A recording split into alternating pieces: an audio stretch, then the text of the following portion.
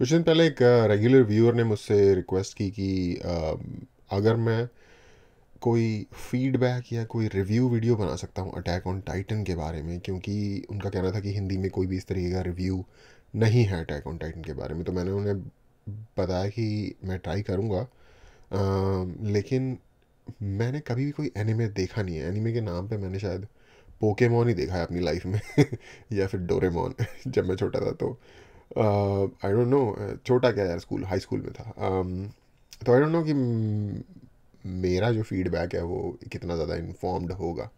But मैं anime में interested था शुरू से ही, क्योंकि शुताब वगैरह के जो रॉ एंड रियल पॉडकास्ट आता था उस पर काफ़ी बात होती थी। उसके अलावा भी मेरे कुछ दोस्त या जान पहचान के जो लोग हैं वो इन चीज़ों में काफ़ी इंटरेस्टेड दिखे। तो मुझे इतनी अंडरस्टैंडिंग थी कि ये आम कार्टून जैसा नहीं होता, उससे थोड़ा सा बेहतर होता है। और जिस तरीके से श्वेताब समझाता था, या कि रॉ एंड रियल पॉडकास्ट पे कि उससे ये चीज़ें सीखने को मिलती हैं, या फिर ये, तो मुझे लगता था कि कोई आर्क या कोई स्टोरी लाइन कुछ इस तरीके से कोई थोड़ी सी डीपर लेवल की होगी।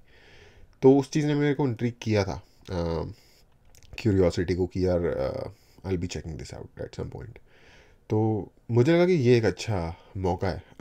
और आई थिंक मैंने सुना था कि अटैक ऑन टाइटन एक अच्छा बेस्ट एनिमे नहीं है स्टार्ट करने के लिए। I don't know, I think Shweta भी कह रहा था किसी पॉडकास्ट पे। तो पर एनीवे कहीं से तो इंसान को करना होता है। चलो एक कम अच्छे स्टेप से स्टार्ट कर लेते हैं। तो सबसे पहले तो थोड़ा सा अपॉलोजी करना चाहूँगा कि म- मुझे ये रिक्वेस्ट कुछ कुछ टाइम हो गया है हुए, और मैं इस पर काम नहीं कर पाया चीज़ों को फिगर आउट करने में, और थोड़ा पर्सनल लाइफ की इश्यूज़ की वजह से भी बिज़ी था। दूसरा, अगेन जैसा कि मैंने पहले कहा, मैंने कभी कोई एनिमे नहीं देखा। क्लोजेस्ट चीज़ जो मैंने किसी एनिमे के देखी है वो पोकेमॉन है। तो मैं अपना जो लाइक मैं आउट ऑफ डेप्थ होऊंगा इस चीज़ में। और मेरा रिव्यू जो है वो ऑफ कोर्स एग्जॉस्टिव नहीं होगा।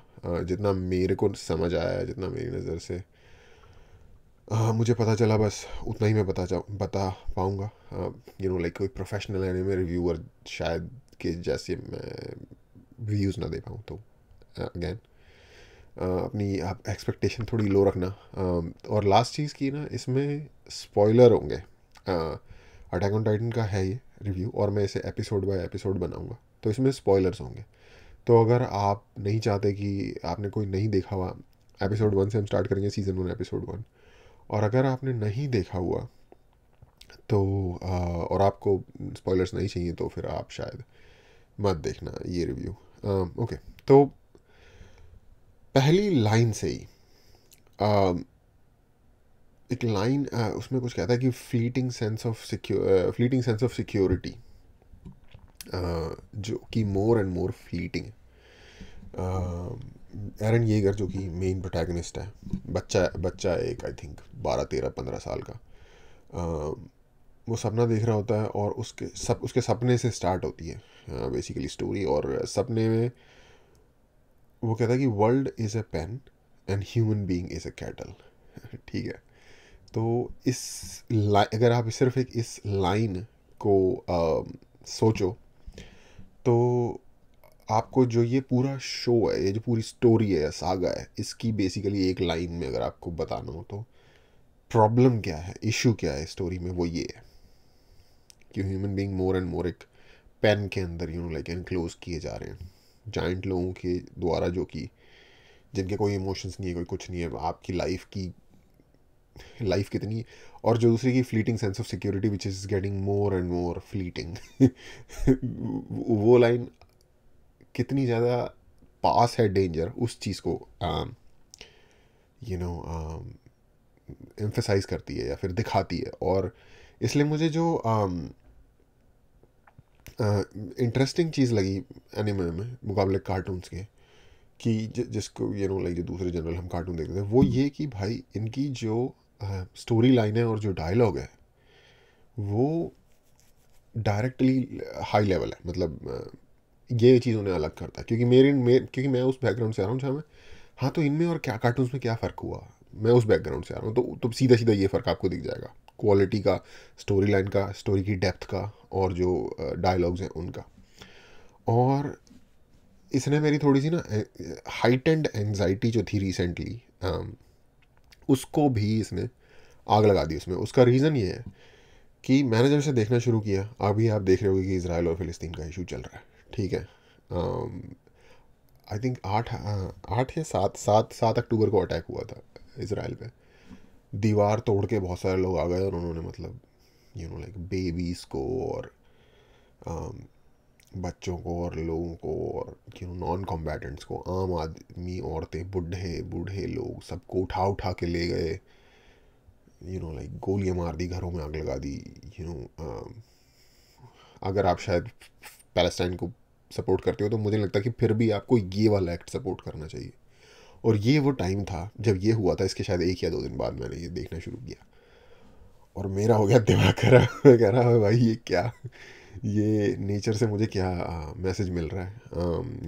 एक ऐसा लग रहा था कि ये क्या भाई, ये कुछ डेजा वू टाइप कुछ 2 नंबर काम हो रहा है। एनीवे, तो थोड़ा सा ना मैं कुछ अलग लेवल पे हिट हो गया जब मैंने इसको देखना शुरू किया। उसके बाद होता यह है कि उसकी एक ना बॉर्डर गार्ड से थोड़ी सी लड़ाई टाइप या बहसबाजी हो जाती है एरन की। वो वापस आ रहा होता है अंदर एक बॉर्डर लाइन के अंदर, और जो बॉर्डर गार्ड्स होते हैं उनसे उसकी लड़ाई हो जाती है, और वो उन पर काफ़ी गुस्सा हो जाता है उनका लैकलस्टर स्वभाव देख के, या लैकलस्टर अप्रोच देख के टूवर्ड्स गार्डिंग द वॉल जो कि उनको बचा रही है, जो जाइंट्स हैं बाहर जिनको टाइटन्स कहा जाता है। तो एक 13 साल का बच्चा फुल ग्रोन सोल्जर्स के ऊपर इतना ज़्यादा गुस्सा हो रहा है और इतना ज़्यादा लाइक लड़ाई कर रहा है उनसे कि भाई तुम सीरियस क्यों नहीं हो अपनी जॉब को लेके, ये वो। तो मैंने भी सोचा था कि, तो मैं उस सीन को देखते हुए मुझे लग रहा था कि यार इतना ज़्यादा टेंशन क्यों ले रहा है, इतनी प्रॉब्लम क्यों ले रहा है। और आई थिंक ये जिसने बनाया ये शो, उन्होंने सोचा था कि एक आम इंसान को शॉक देने के लिए, क्योंकि वो इसी स्टेज से आएगा कि अबे भाई इतनी बड़ी क्या, इतने तगड़े क्या टाइटन हो गए, क्या हो जाएगा। इस शॉक से जो मामले की जो सीरियसनेस है उस तक लाने के लिए जानबूझ के उसने पहले वो वाला सीन कॉन्ट्रास्ट किया, और फिर उस वो वाला सीन इस्टेब्लिश किया, और फिर बाद में उसके 2 ही मिनट बाद जो फाइनल सीन आता है शो का, आई डोंट नो कि 2 मिनट बाद, या बल्कि शो के एंड में जब टाइटन ब्रीच इन कर देते हैं, और उसकी जो मदर वाला सीन होता है, एरन येगर की जो मदर है उसके वाला सीन, और वो सीन यार हार्ट ब्रेकिंग था। मुझे नहीं लगा था कि किसी कार्टून को देख के इस लेवल पे इमोशन डिराइव हो सकते हैं। कार्टून से मेरा कहने का मतलब है कि यार एनिमेटेड है ना basically at the end of the day, और कोई ऐसा एनिमेशन नहीं है जो रियल लाइफ एनिमेशन जैसा हो, लाइक प्रॉपर एनिमेशन है, ठीक है। इवन आई थिंक 3D भी नहीं है, 2D एनिमेशन है। और मतलब 2D एनिमेशन की ये वाली क्वालिटी होगी कि मतलब आपके इमोशंस को वो इतना ज़्यादा जगा दे, क्योंकि of course I mean as a guy, like हर इंसान को अपनी माँ से शायद दुनिया में सबसे ज़्यादा प्यार होता है, और वो सीन बहुत ही दिल तोड़ने वाला था। ओके, और जैसे कि मैंने कहा, मुझे उस सीन ने ये भी रियलाइज़ कराया at the end of the day, मैंने पूरा एपिसोड देखा, कि मैं शायद उस नॉनचलेंट जो गार्ड है, बॉर्डर गार्ड, उसकी तरह हूँ, या फिर हम सब उसकी तरह हैं जो हल्के में ले रहे होते हैं चीज़ों को जब तक कि सिचुएशन डायर नहीं हो जाती। और शायद यही डायरेक्टर दिखाना भी चाह रहा था हमें कि भाई तुम वो हो, लेकिन सीन यहाँ पे ये है, ग्रेविटी सिचुएशन की ये है। और भाई जो उसने मैनेज किया है उस मैसेज को कन्वे करने में। तो एंड वाला सीन आपको पता ही है फर्स्ट एपिसोड का, भाई क्या खतरनाक है। और by the end of the episode मतलब मेरा पूरा ध्यान, मेरा पूरा कंसंट्रेशन, मेरी पूरी मतलब सोच पूरी जुड़ गई थी शो के साथ। लाइक कि भाई अब क्या होगा, लाइक ये क्या चीज़ है। और मतलब आई गेस जिस लेवल की ग्रेविटी जो शिगन सीना टाउन होता है जहाँ पे वो रहता होता है, कि लोग फील कर रहे थे, उसी लेवल पे मैं आ गया कि वो शायद डेंजर में फील कर रहे होंगे, और मैं शायद मुझे ये तो बैकग्राउंड में अपने सबकॉन्शियस में पता है कि मुझे उस तरीके का डेंजर नहीं है, लेकिन मैं एटलीस्ट अब क्या होगा, मैं उनके साथ जुड़ तो गया ही। और दो सबसे इम्पोर्टेंट चीज़ें जो मुझे लगी इस तरीके का जुड़ाव इस्टेब्लिश करने में शो से, या ग्रेविटी शो की इस्टेब्लिश करने में, उसमें से पहली चीज़ तो थी भाई background music. Background music is the game. सारी गेम उसकी है, ठीक है, मोस्टली गेम उसकी है। बैकग्राउंड म्यूज़िक आपको उस जगह ले जाता है इमोशनली जहाँ पे वो शो आपको ले जाना चाहता है। और जो थोड़ी बहुत कमी रह जाती है वो जो है ना, जो जिसने भी राइटिंग है, जिसने भी लिखा है शो को, वो कमी पूरी कर देती है कि बैकग्राउंड म्यूज़िक और राइटिंग अल्टीमेट लेवल की है, ठीक है। और ऑफ कोर्स उसके बाद जो स्टेक्स वगैरह हैं, लाइक स्टोरी लाइन है, वो तो ऑफ कोर्स अपनी जगह है ही। एनिमेशन के बारे में मेरी इतनी अच्छी अंडरस्टैंडिंग नहीं है। मुझे ठीक लगा, आई डोंट नो कितना अच्छा है। स्पेशली जो टाइटन्स हैं वो लिटरली यार कतई गलीज इंसान लग रहे होते हैं। उनको देख के मतलब गुस्सा और तो अपनी जगह है, लेकिन उनसे घिन आ रही होती है एक तरीके की, यू नो। एनीवे, तो ये मेरा फर्स्ट एपिसोड को देख के छोटा सा 2 सेंट्स का रिव्यू था।